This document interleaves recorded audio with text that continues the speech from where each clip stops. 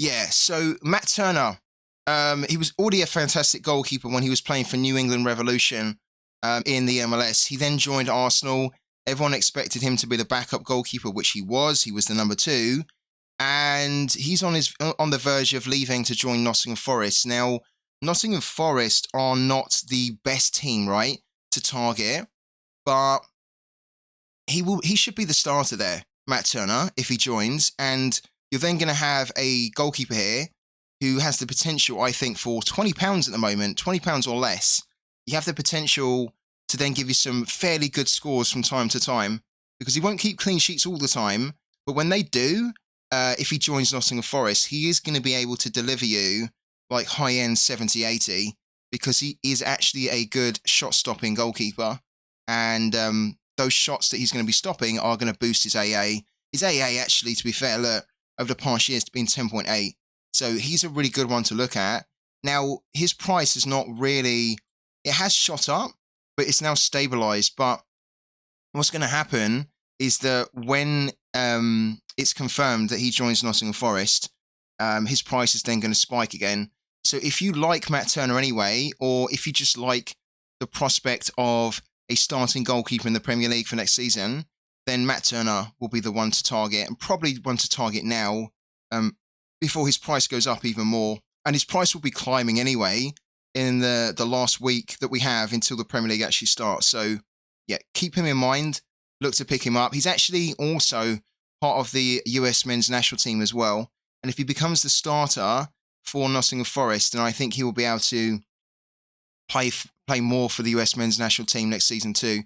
So Matt Turner has a really good opportunity, I think, to do well next season.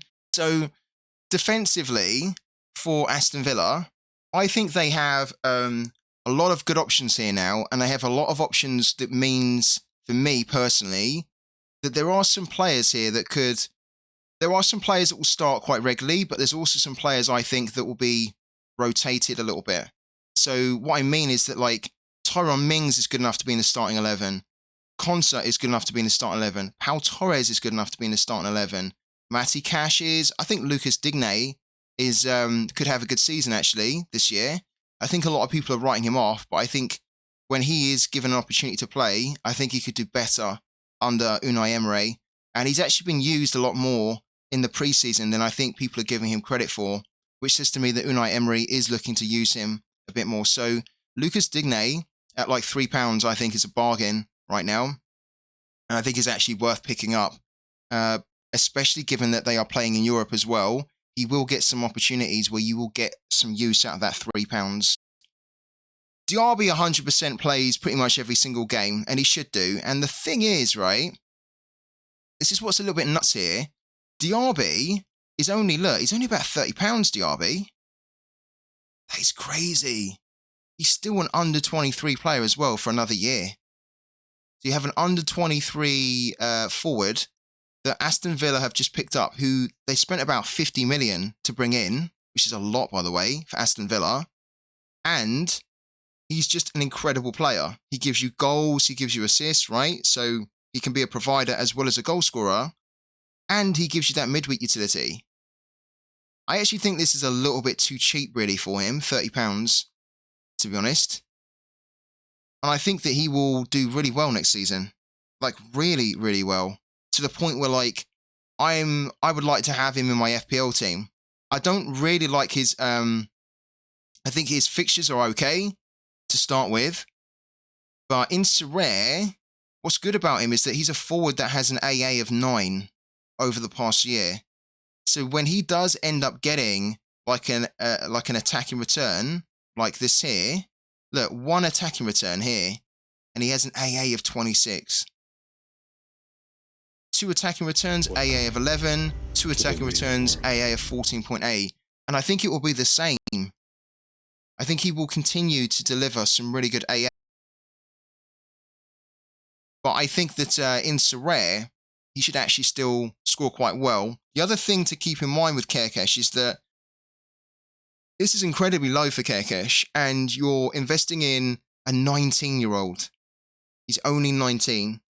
So you have an under 23 star, because he is a star. He's one of the most promising defenders, young defenders in Europe at the moment.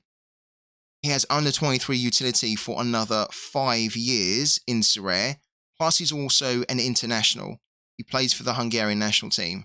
The only thing now that you lose from Kerkesh, which technically you would have lost anyway, was that kind of midweek that AZ used to give. But they don't even really give that much anymore anyway. Very good player still. I think in Sorare terms, he should do fine for Bournemouth. The only thing that he might suffer from is that when Bournemouth do get hammered, because they will over the course of the season at some point, it's then going to mean that like his like AA will take a bit of a hit, because then those goals conceded of 3 points are then going to eat into his AA. So I think his AA will come down under 10 here in the Premier League next season because of the goals conceded mainly. But that being said, I still expect him to be doing even more for Bournemouth and probably even more defensively. Because that's the thing, when he was playing for AZ, they were so strong. Like, they were going into every single game and almost just, like, he was almost thinking, okay, I don't need to defend too much because, like, we're such a strong, dominating team. But for Bournemouth, the onus for him is going to change a little bit. He's going to have to do more defensively, which he will have to do, which is going to be unusual for Kerkesh. But then he will also be expected to help support the attacks, the few attacks that. So they picked up Mark Flecken. David Ray is on his way out. A lot of you guys already know about Mark Flecken because he was in probably a lot of your drafts in the Bundesliga last season. But also he was one of the best goalkeepers in the Bundesliga last season. I think actually Mark Flecken did he have one of the highest amount of clean sheets in the Bundesliga? No, I don't think he did actually. I think he made some of the highest amount of saves, though, last season. Because he's always been that type of goalkeeper, Mark Flecken, that has delivered quite well saves-wise. We go back to 2022-2023, and then we look at the stats here, and we look at the goalkeepers for last season. You can see that Mark Flecken had the third highest amount of saves in the Bundesliga. And then in clean sheets-wise, look, Mark Flecken did actually have the highest amount of clean sheets, which I still struggle to get my head around that. Because every time we had Mark Flecken in our draft last season, we were complaining, saying, when are the clean sheets coming? Because he could just never keep a clean sheet when we had him. But he got the most amount of clean sheets. He also had the third highest amount of saves. And he's a great goalkeeper, actually. And he will be the number one now for Brentford. So today, that team would cost you £85.76 based on the floor prices of the cards. That's good, no? That's really good. That's really good. We've not done a Brentford build all summer. This is the first time that we've ever looked at a Brentford build, like a Brentford stack. You've got Mark Flecken, who's an absolute monster of a goalkeeper. Ethan Pinnock is a monster. Brian Mbemo is their main goal-scoring threat this season, especially with Tony out, and he's on penalties. Ben Mee is another good solid option there, and a cheap one too at £6.32. And then Matthias Jensen just chipping in as well with decisives. That's really good. Brentford spending 27 million on a player is not usual at all. And it says here that it's a club record. So if you spend a club record on a player, he's going to be played. He's not going to sit on the bench, is he? So Nathan Collins, just before we move it on, I think he's really good to look at too, because he will get more game time now. Midfielder-wise is a little bit more certain. Fernandez for sure is going to be playing every single game in that holding position, and he's amazing. Mudryk, I'm going to say it right now. I think Mudryk's on for a great season this year. I think he is. Like, it was a difficult time when Mudryk came into Chelsea because they were like a club in transition, right? There was loads of signings that were making. They were having a bad season. They had a manager that wasn't performing. There was all manner of stuff going on behind the scenes as well. It's a very difficult environment to perform to your highest level when you are in an environment that is very chaotic. And that was exactly what was happening with Chelsea last season. Loads more stability now.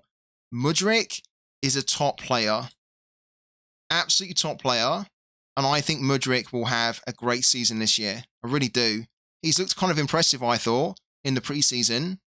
And I think he's going to get a load more starts as well under Pochettino.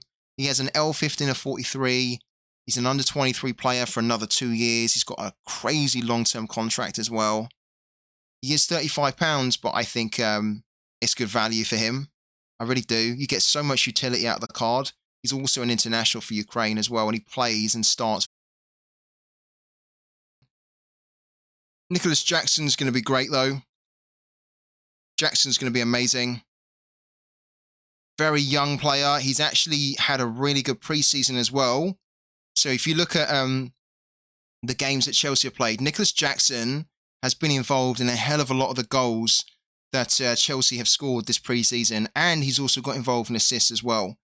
So he looks like a really good pickup for Chelsea. And he's young still. He's 40. Let's talk about it properly, right? So Jordan Pickford is the number one.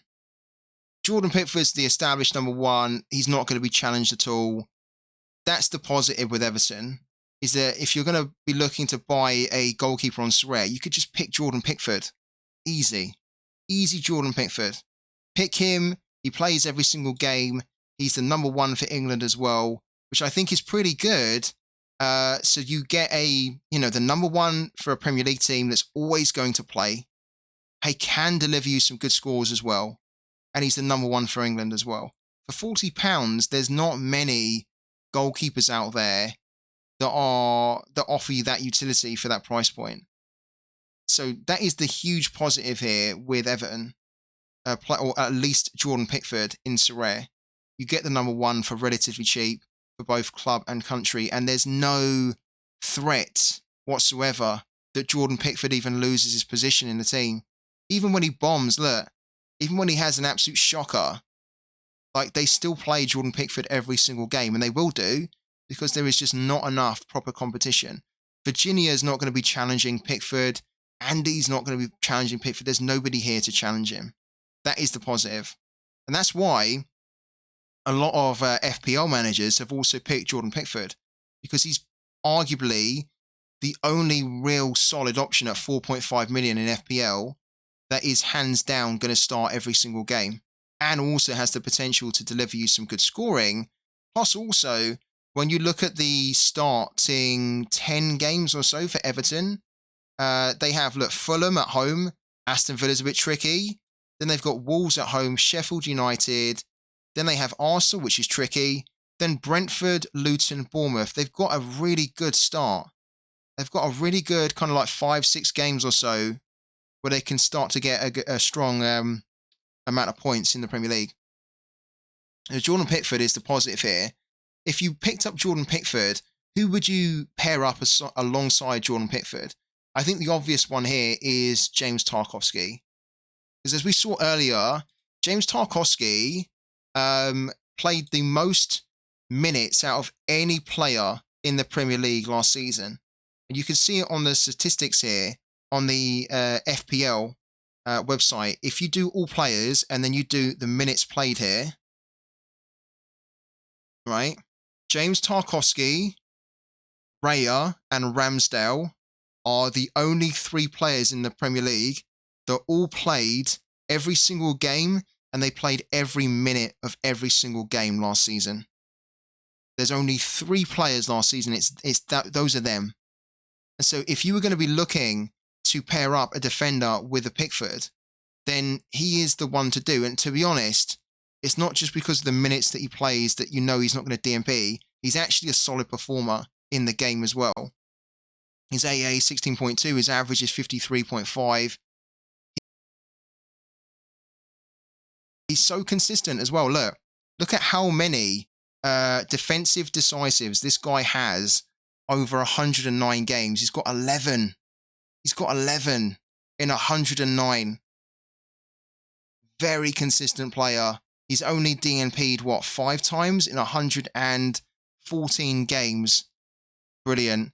And he's only £7.63 as an average, less than £10. So Like, honestly, I think if you were going to do an Everton stack, we'll run it now, actually. Let's do it. Why not? If you were going to do Everton, this is probably how I would do Everton. And I do think that Pickford is a great pick in Sorare. I do. Let's take it off Cap 240 again. Put it on Champion. We might just leave this tab up. So Pickford would go in there. Then Tarkowski. Like that, right? Then midfielder-wise, they have a couple of midfielders that catch my eye. Let's just go back here. So the midfielders that I quite like, I actually like Gaya, and I like Anana. James Garner's okay too. Andre Gomez, no. Abdoulaye Doucouré is actually a pretty decent player too. But the two what I would be focusing on would be Anana and then also Idrissa Gueye. Yeah, James Garner's great, and he is looking to find his feet a bit more. With Anana, he's just a little bit expensive because of his under-23 utility. Idrissa Gueye tends to play a lot of games as well, and he does get a lot of minutes. So if you look here, where's he at? He says that, and then I can't find him. Anana there.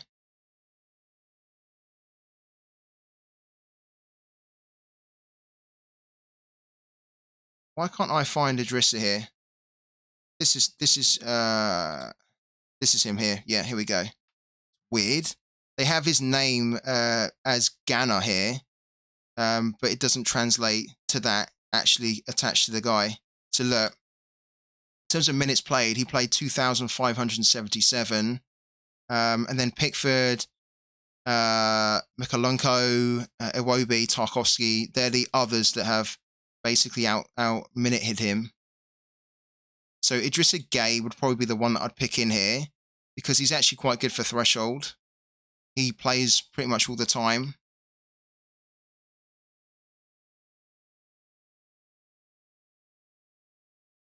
Not getting any younger, but quite a nice little solid option. So this would probably be the type of player that I would bring in here for my Everton team. You could bring in someone like James Garner if you wanted to, or Anana, but I would just do Gueye here, just to kind of get that reliability of like 50 points.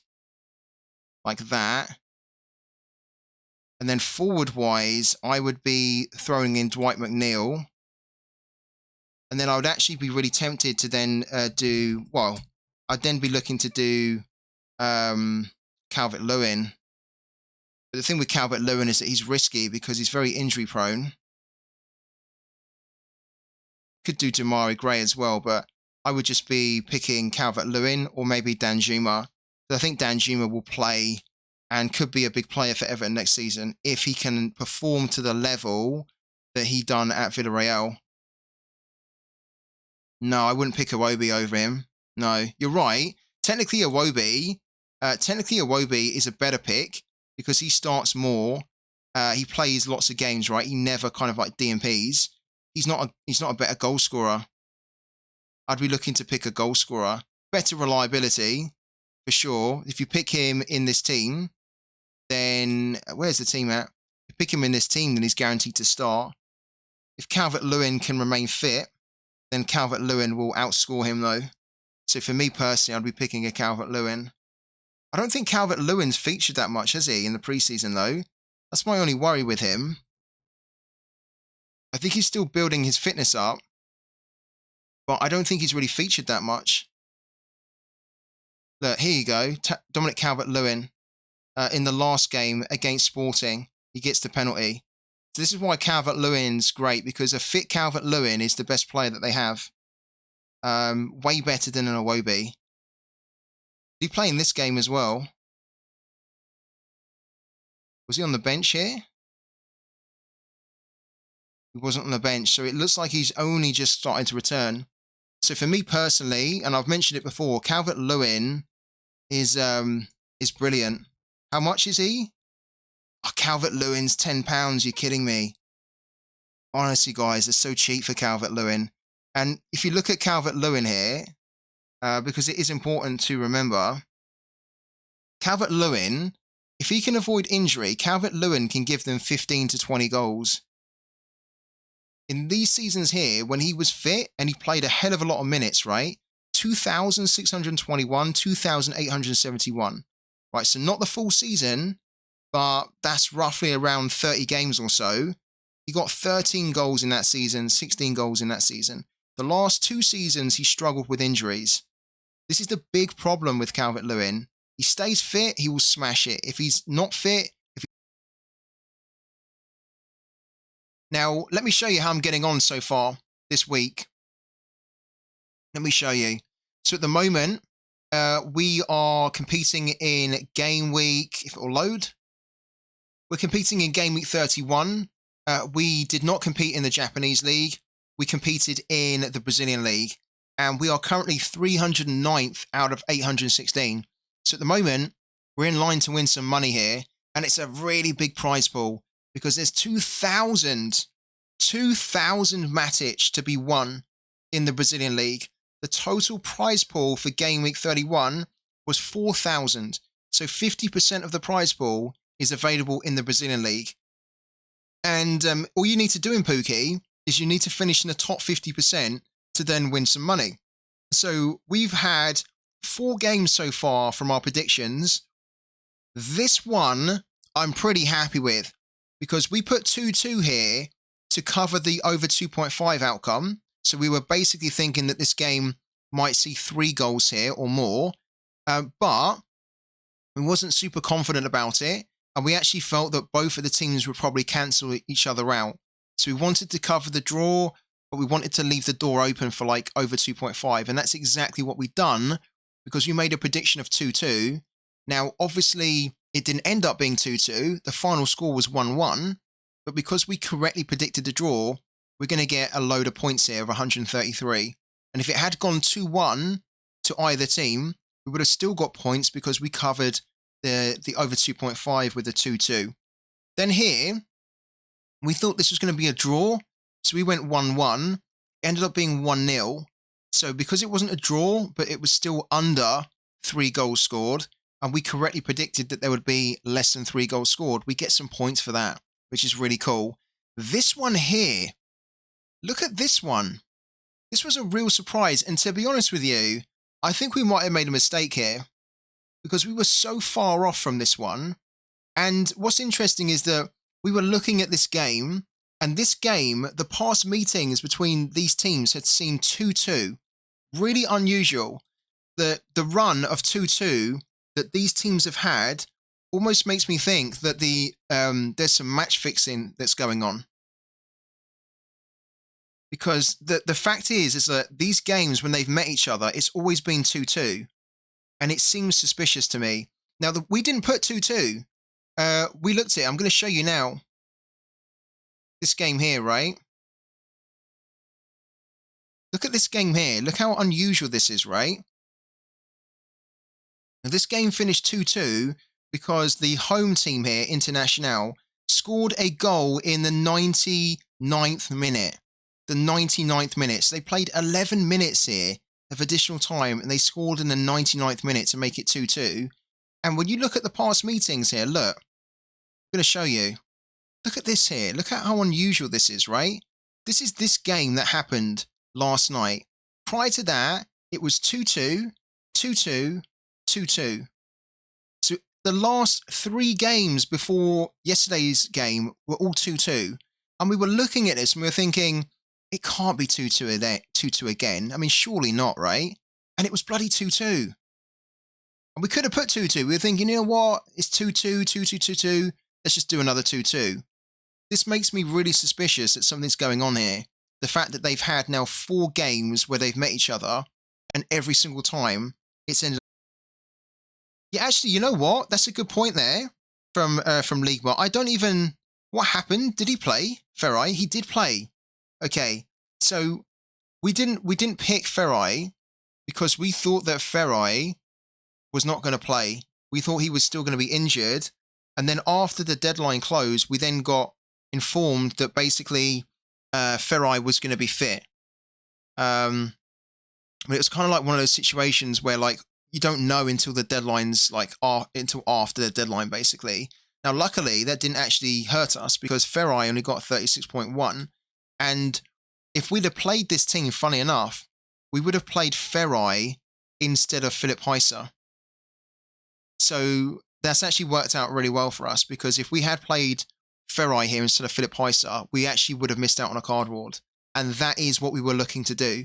We were looking to play Tony Lysett as a defender, and then everybody else would stay the same. But then in our extra slot, we would have played Ferai instead of Philip Heiser, and that would have not worked for us. That would have worked against us, actually, on this occasion. So in the end, it worked out well for us. So guys, thank you so much for the time here today. We'll be back again tomorrow at 12 p.m. in the day UK time. And we're going to be doing tomorrow more Premier League scouting. Plus, we'll also do scouting for the midweek, because the midweek's interesting. There are some games which are covered. There are some games which aren't covered, but it's going to be a bit of a minefield to sift through it. So yeah, we'll be back again tomorrow, guys, at 12 p.m. UK time.